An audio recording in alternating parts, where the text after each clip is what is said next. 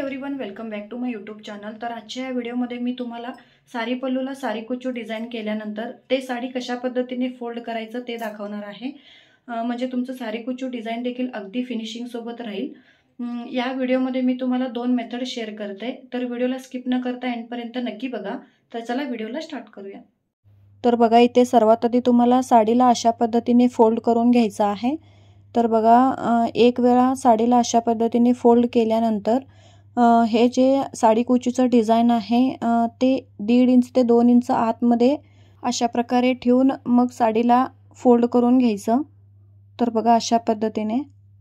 तर मी इथपर्यंत जे साडीला फोल्ड करून घेतली आहे ते टेबलवरती ठेवून तुम्हाला दोन मेथड दाखवते कशा पद्धतीने फोल्ड करून घ्यायचं।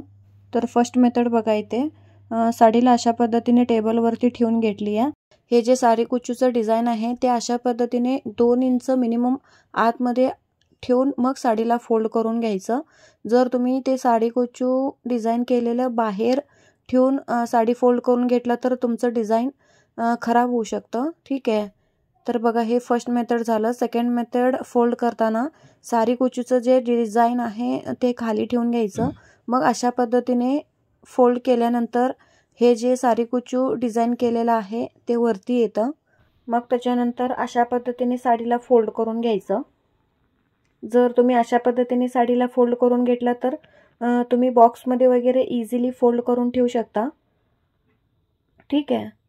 आणि तुमचं डिझाइन देखील अगदी फिनिशिंग सोबत राहील। आणि तुम्ही जर सेकंड मेथड प्रमाणे साडी फोल्ड करून घेतला तर साडी ठेवताना स्पेस देखील कमी घेईल, ठीक आहे। फ्रेंड्स, हे दोन्ही मेथड कसं वाटलं मला कमेंट करून कळवा। तर आता परत भेटू एक नवीन व्हिडिओ सोबत। Bye bye, take care.